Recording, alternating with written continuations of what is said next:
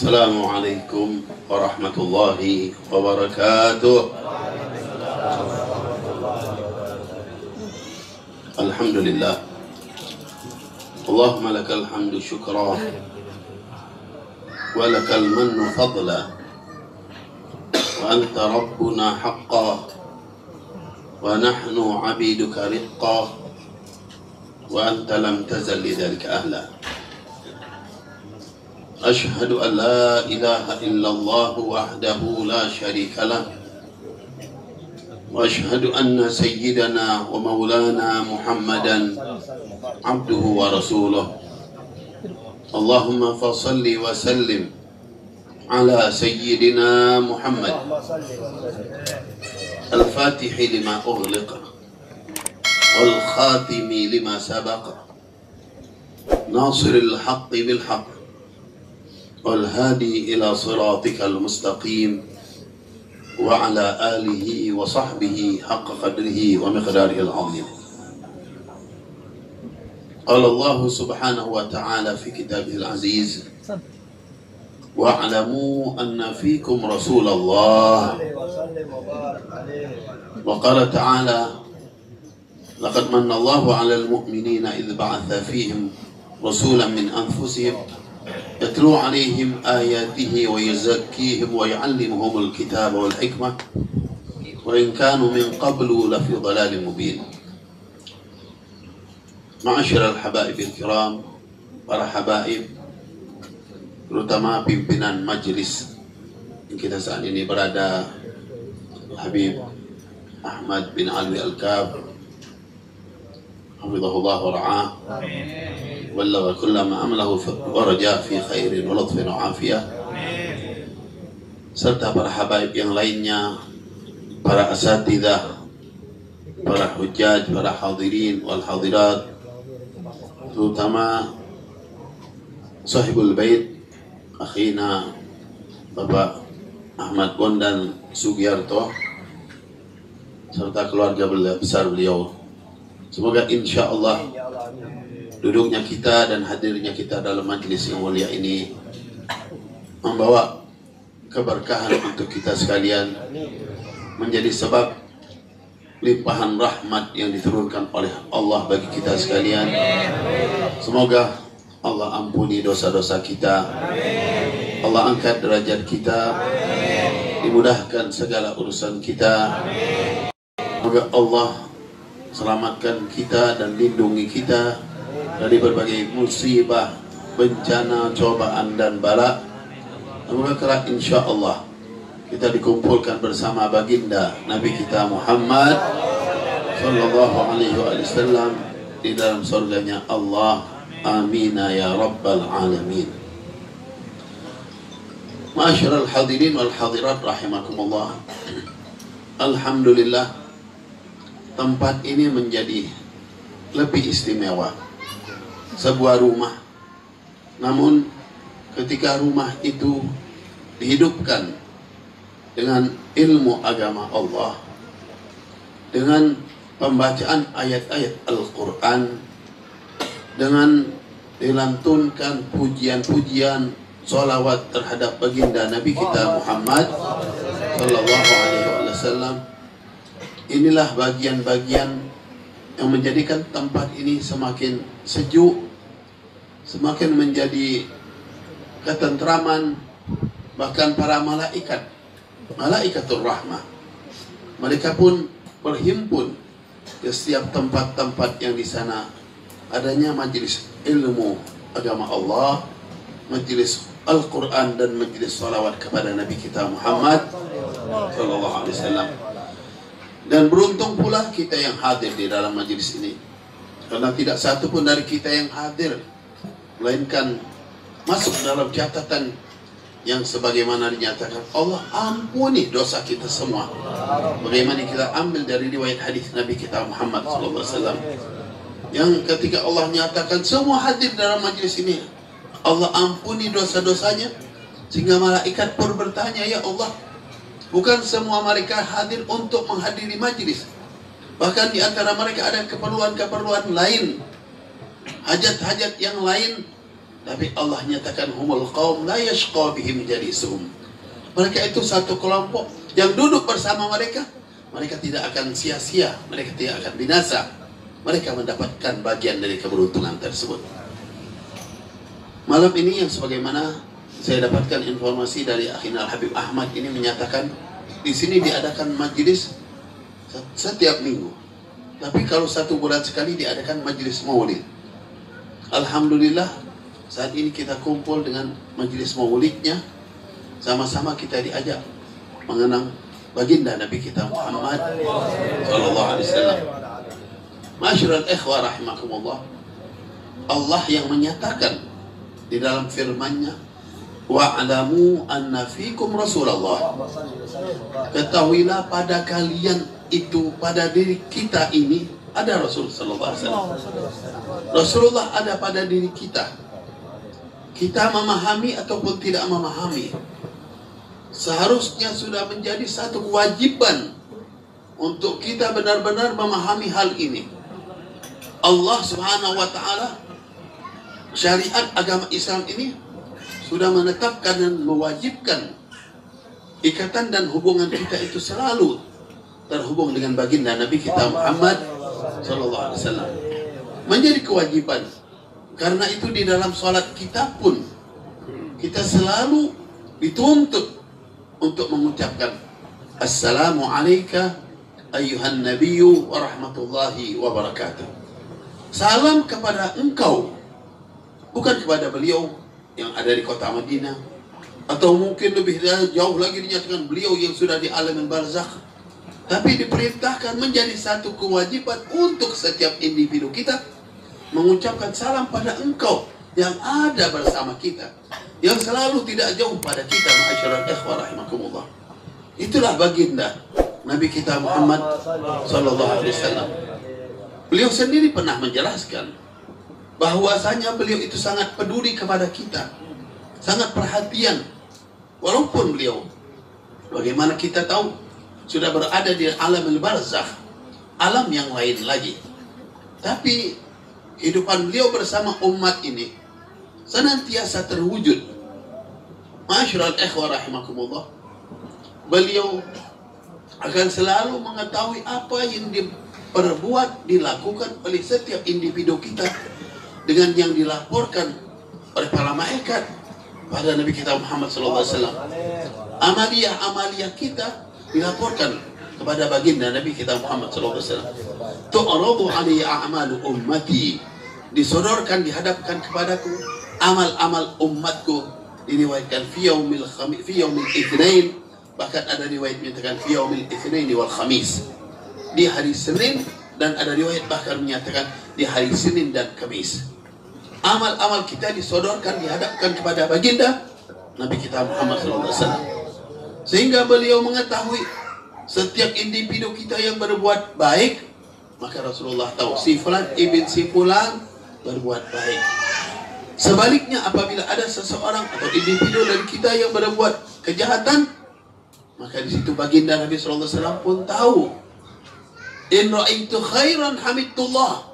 Beliau nyatakan, apabila aku melihat kebaikan yang dilakukan oleh umat ini, maka beliau menyatakan, alhamdulillah fulanu bin fulan, si fulan bin si fulan itu berbuat kebaikan. Sebaliknya, in ra'aitu ghaira dzalik, apabila aku lihat selain itu perbuatannya, artinya perbuatan yang buruk, perbuatan yang tidak baik, maka Rasul menyatakan, wa in ra'aitu ghaira dzalika istaghfartu lahum, aku akan meminta kepada Allah agar Allah ampuni dosa mereka.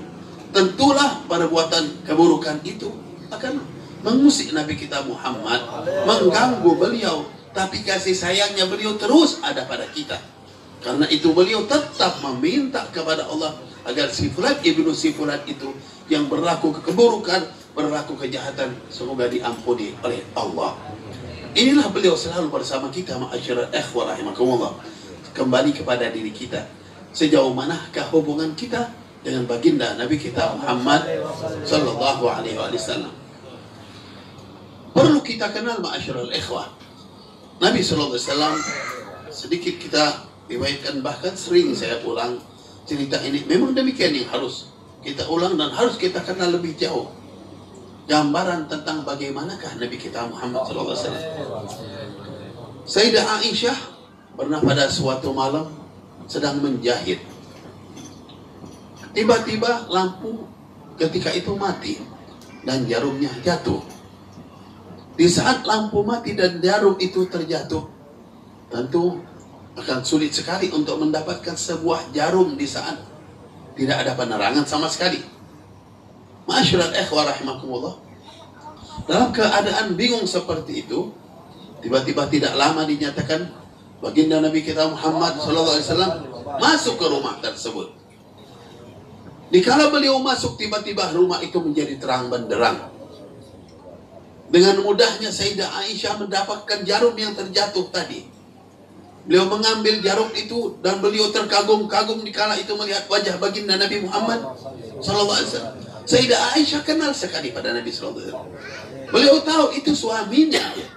Beliau adalah istrinya Ummul Mukminin. Tapi pada saat-saat tertentu, disitulah Allah SWT tampakkan bagaimana keistimewaan, kelebihan yang ada pada baginda Nabi kita Muhammad SAW.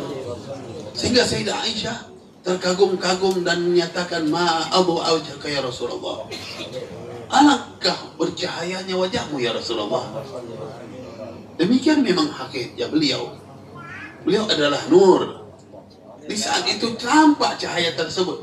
Dikala Sayyidah Aisyah memang sedang memerlukan dan membutuhkan cahaya itu, datanglah baginda Nabi kita Muhammad SAW. Memang intinya hakikatnya beliau akan selalu datang di saat orang-orang yang memiliki hubungan dengan beliau dalam keadaan kebutuhan, dalam keadaan kesulitan.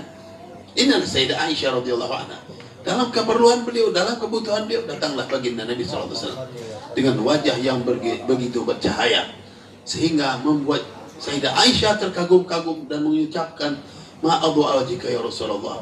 Alangkah bercahayanya wajahmu ya Rasulullah. Rasulullah SAW dikala mendengar ucapan Sayyidah Aisyah, beliau mengingatkan. Setelah melihat begitu indah wajah dan begitu bercahayanya wajah itu, Rasul menyatakan, wailun liman la yarani yaumal qiyamah. Neraka wail, binasa orang yang tidak melihat aku di hari kiamat nanti. Ketika Rasul berucap demikian, Sayyidah Aisyah bertanya-tanya. Wajah yang begitu indah, yang pasti akan kelihatan dari jarak yang begitu jauhnya, dengan penuh cahaya yang begitu indah, masih ada orang yang tidak melihatnya. Wa man la yaraka ya Rasulullah. Wa man la yaraka yaumal qiyamah ya Rasulullah. Siapa yang tidak melihatmu di hari kiamat ya Rasulullah? Sayyidah Rasul sallallahu alaihi wasallam kembali menekankan lagi, wailun liman la yarani yaumal qiyamah. Neraka wail, binasa orang yang tidak melihat aku di hari kiamat. Sayyidah Aisyah kembali bertanya lagi, ingin tahu siapa yang tidak melihat itu. Wa man la yaraka yaumal qiyamah ya Rasulullah. Siapa yang tidak melihatmu di hari kiamat ya Rasulullah? Rasul menjelaskan, man idza dzukirtu 'indahu falam yusalli alaihi. Orang yang apabila namaku disebut, dia tidak bersolawat kepadaku. Nama Rasul SAW disebut, tapi orang tersebut tidak mengucapkan solawat pada Nabi kita Muhammad SAW. Pada hakikatnya ketika kita mengucapkan solawat pada baginda Nabi SAW, ini adalah keberuntungan yang kita dapatkan. Bagaimana tidak? Yang bersolawat itu bukan hanya kita manusia yang rendah, yang tidak memiliki kelebihan apa-apa. Tetapi Allah bersolawat pada baginda Nabi Muhammad SAW. Malaikat semuanya bersolawat pada baginda Nabi kita Muhammad SAW. Ma'asyiral ikhwah rahimakumullah. Kalau kita perhatikan, cahaya ini adalah sesuatu hal yang luar biasa pada Nabi SAW. Wajah beliau yang indah itu pada hakikatnya akan menutupi segala kesulitan. Apabila seseorang memandang wajah baginda Nabi SAW, kepedihan apapun yang dirasakan, sakit yang seberat apapun yang dirasakan, akan hilang dengan begitu saja, terhapus oleh indah wajahnya Nabi Muhammad SAW. Kalau digambarkan Al-Quran tentang Nabi Allah Yusuf alaihissalam, wanita-wanita yang melihat Nabi Allah Yusuf alaihissalam melintas dengan wajah beliau yang begitu indah, luar biasa. Di saat Nabi Allah Yusuf melintas, mereka memegang pisau dan juga memegang buah. Mereka terkagum-kagum dengan Nabi Allah Yusuf alaihissalam, sehingga bukan buah lagi yang mereka potong. Mereka sudah memotong tangan mereka, tapi mereka terus terkagum-kagum. Ma hadza basyara in hadza illa malakun karim. Ini yang diucapkan oleh mereka. Ini bukan manusia, ini malaikat. Tidak ada manusia seperti ini.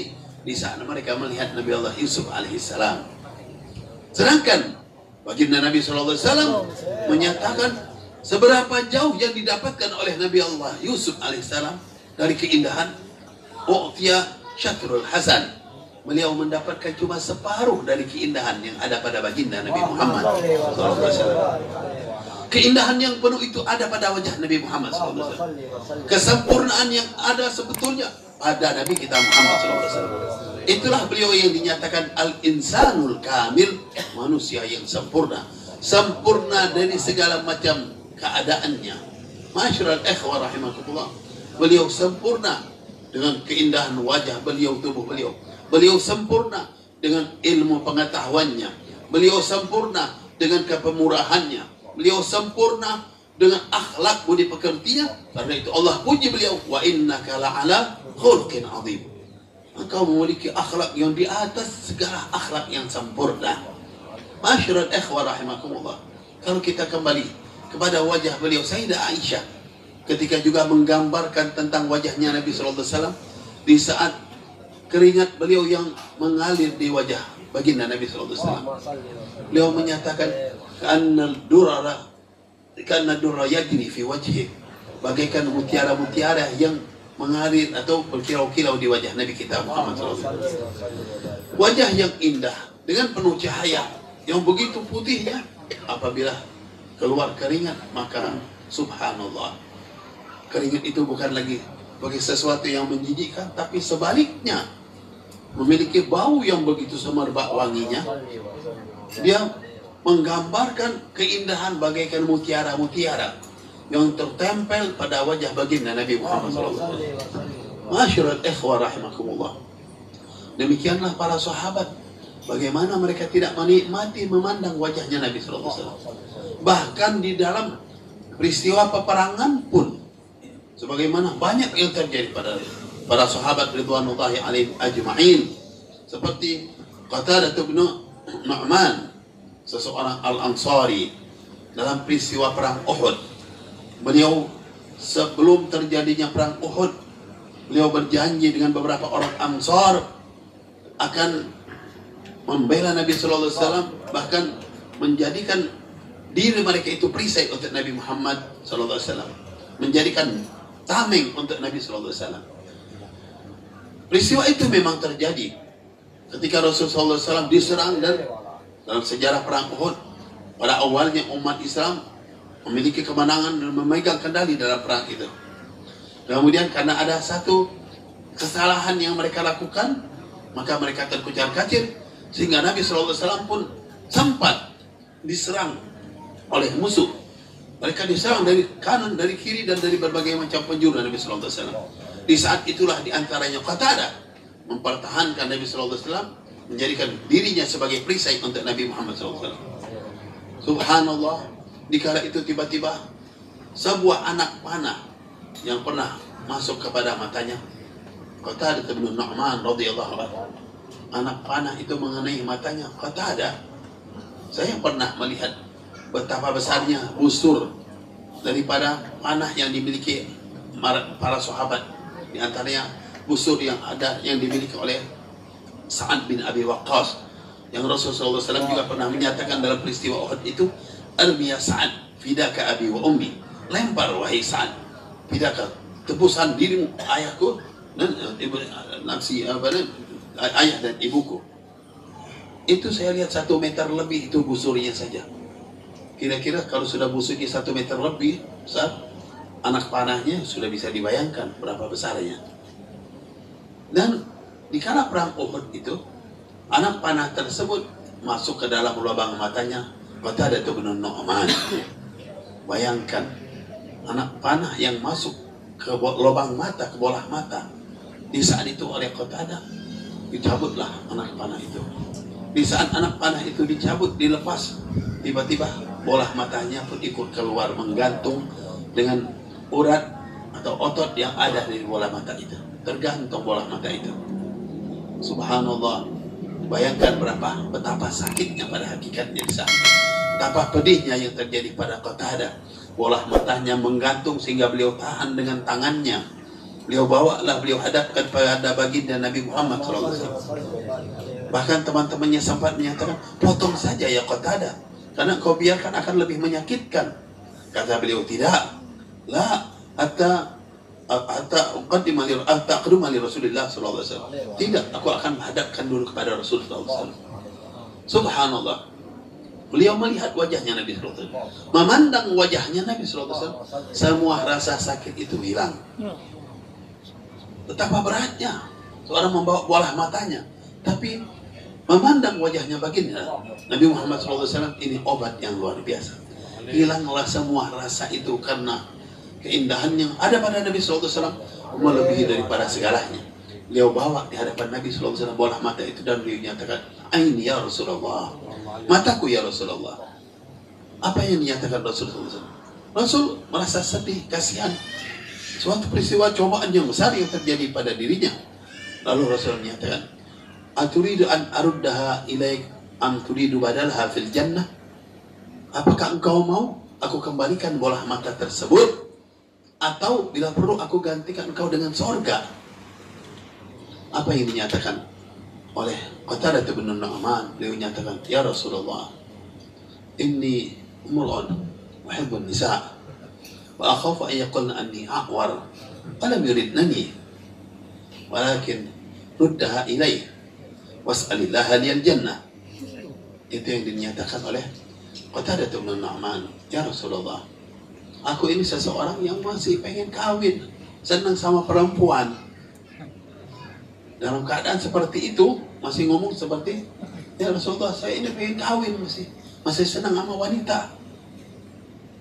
Dan aku takut kalau bola mata yang dibuang nantinya, semua wanita menyatakan, ya matanya rusak kayak gitu. Walam yurid, nanti nggak ada yang mau sama saya nanti ya Rasulullah. Walakin ruddaha ilaih, tapi balikkan bola mataku ya Rasulullah." Di samping itu beliau tetap menyatakan, "Was'alillah liyal jannah," tapi minta juga surga. Inilah Qatadah bin Nu'man, seorang sahabat yang pintar. Tapi ada orang yang bodoh juga, subhanallah, mengkritik ucapan Qatadah. Ini orang keterlaluan. Dalam keadaan seperti itu masih ngomong-ngomong tentang wanita, nggak tahu diri. Ini yang ngomong yang nggak tahu diri sebetulnya. Yang mengkritik itulah yang tidak tahu diri. Qatadah itu, kalau dia tahu tentang Qatadah, kenapa beliau berbuat demikian? Karena beliau sudah berjanji, sahabat-sahabat itu pada umumnya sudah berjanji, tidak ingin menyakitkan hatinya Rasulullah SAW sekecil apapun. Walaupun dalam keadaan sulit, dalam kepedihan, tetap tidak menginginkan kesulitan, kepedihan, hal-hal yang menyakitkan itu ada pada baginda Nabi Muhammad SAW. Karena itu, dalam keadaan yang begitu berat pun tetap beliau ingin menghibur Nabi Muhammad SAW. Kenapa? Ketika beliau menyatakan, "Inni mur'un hibbun nisa," aku masih seseorang yang masih senang sama wanita. "Wa akhafu an yaqulna anni a'war," aku takut mereka bilang nanti mataku rusak, nggak ada gunanya. Rasulullah SAW tersenyum. Rasulullah tersenyum. Orang yang sedemikian ini masih membuat Rasul bergembira. Senyum Rasulullah SAW. Masyarakat ikhwan. Dan di samping itulah beliau orang yang cerdas, yang pintar, dan beliau nyatakan, "Walakin ruddaha alaihi," balikkan kepadaku ya Rasulullah. "Was'alillah liyal jannah," tapi jangan lupa surga tetap minta untukku ya Rasulullah. Inilah Qatadah bin Nu'man, ma'asyiral ikhwah. Kalau kita kembali juga ingat kepada beberapa sahabat yang lainnya, bagaimana cintanya mereka, dan mereka ingin agar Rasulullah SAW tidak terusik, tidak terganggu. Walaupun mereka dalam kesulitan, tidak menginginkan sesuatu apapun terjadi pada Rasul yang menyakitkan. Seperti ceritanya Zaid bin Dadinah, Khubayb bin Adi.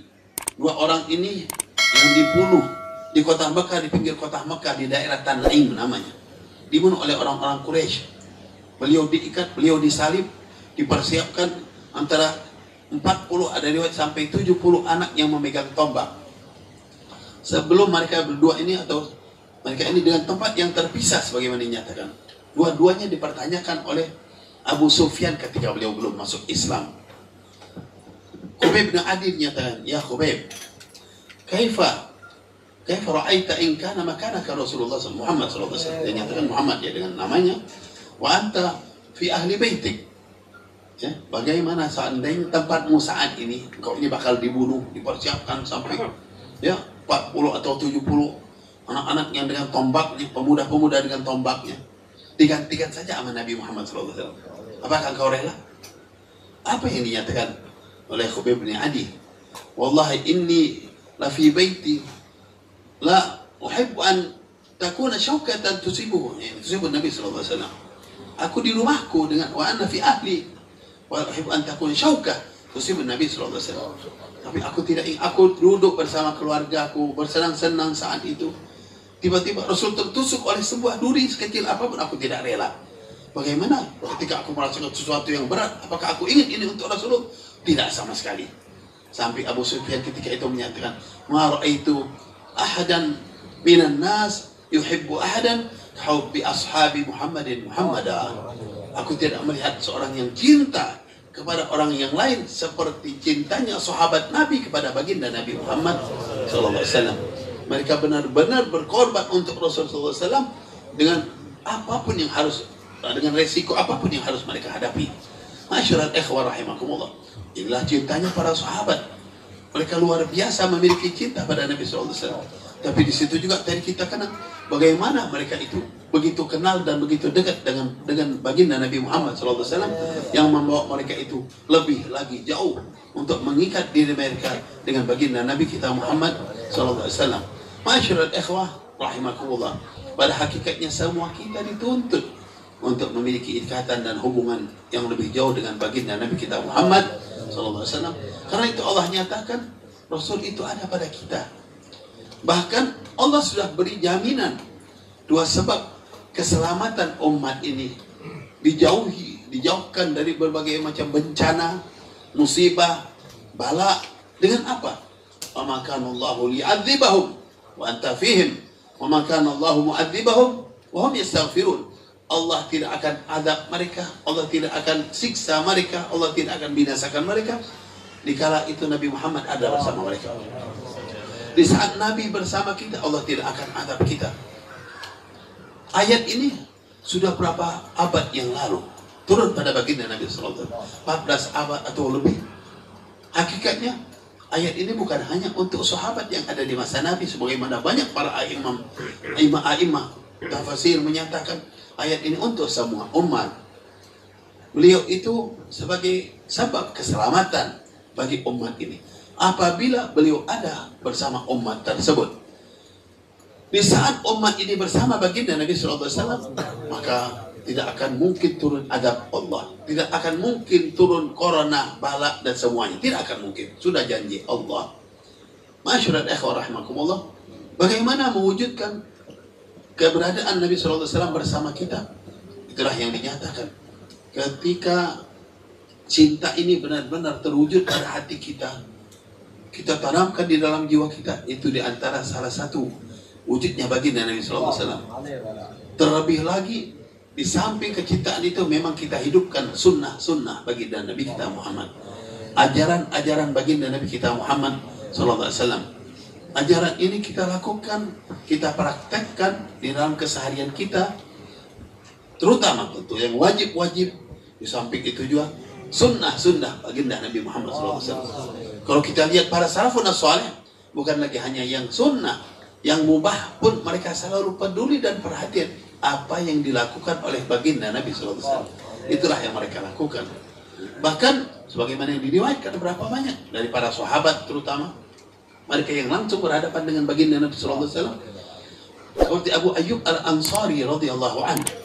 Abu Ayyub al-Ansari kita tahu di dalam peristiwa hijrah Nabi SAW ketika sampai di kota Madinah, beliau turun di rumahnya Abu Ayyub al-Ansari.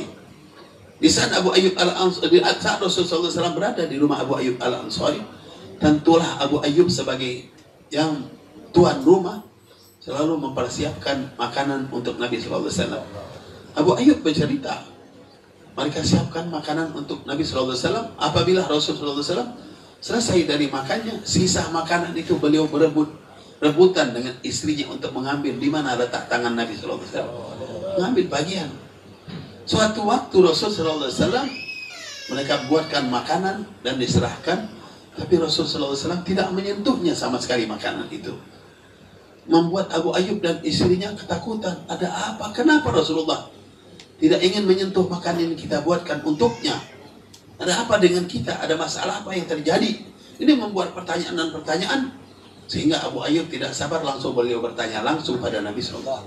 Ya Rasulullah, biasanya makanan itu engkau makan, kenapa kali ini engkau tidak makan makanan yang sudah kami persiapkan untukmu? Maka Rasulullah SAW menyatakan di situ ada, di dalam makanan itu ada bawang. Rasulullah SAW tidak makan bawang. Wa ana rajulun unaji. Aku ini orang yang selalu munajat, selalu bersama para malaikat. Aku tidak mungkin makan bawang, kata Rasulullah. Bawang itu walaupun bawang yang sudah dimasak. Kalau kita kenal di dalam mazhab fikih kita, di Syafi'iyah terutama, bawang itu kan makruh kita makan. Man akala thum fala yaqrabanna masjidana. Siapa yang makan bawang putih tambah lagi, itu jangan dekat-dekat masjid kita dalam hadis ya. Karena baunya ya merusak. Ya juga rokok sebetulnya sama ya, beda-beda dikit ya. Bau rokok ya, itu udah bau rokok masuk masjid harus bersihin dulu ya. Jangan masuk dulu udah bersih banget nanti baru masuk masjid ya. Kenapa? Ganggu orang yang sebelah ya. Nah, bau bawang gitu juga ya. Rasul udah ingatkan, jangan masuk masjid kalau ini bau bawang. Ini. Suatu waktu Rasulullah ya, mendapati di makanan yang dipersiapkan Abu Ayyub itu ada kandungan bawang, walaupun sudah dimasak.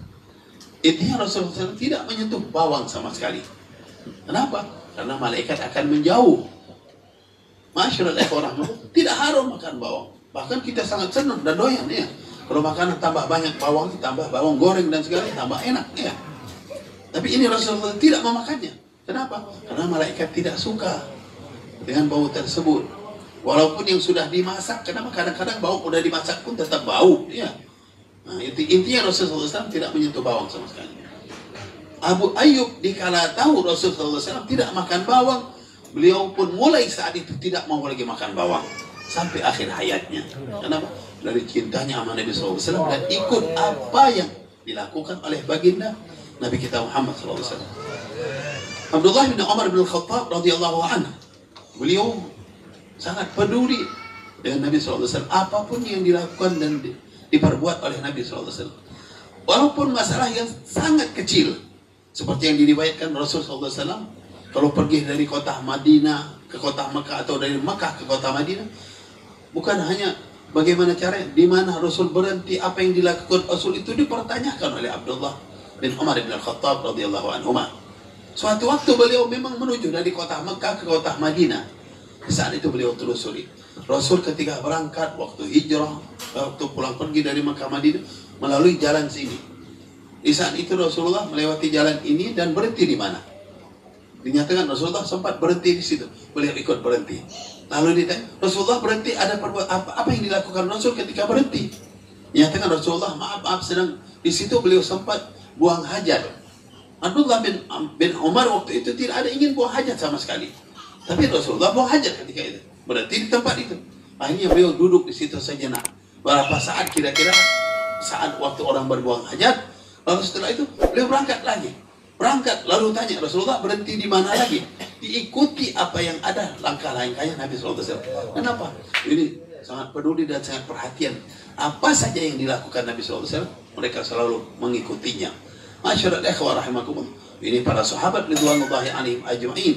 Coba kita bayangkan, kalau mereka sampai perihal yang sekecil apapun yang dilakukan Rasulullah SAW mereka ikuti. Coba kembali pada diri kita. Yang wajib terkadang ada yang masih meninggalkan. Awas, hati-hati. Terutama sholat 5 waktu.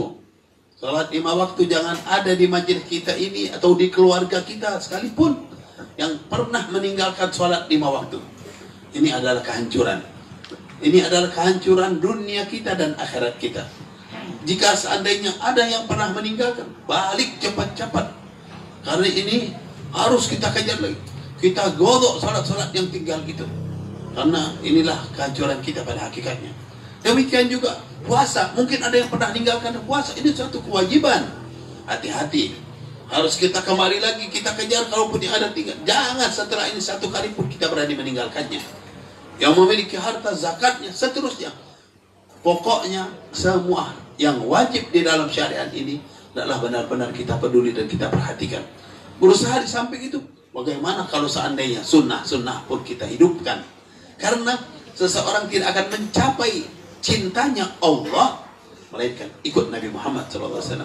Qul in kuntum tuhibbunallah fattabi'uni yuhibbukumullah.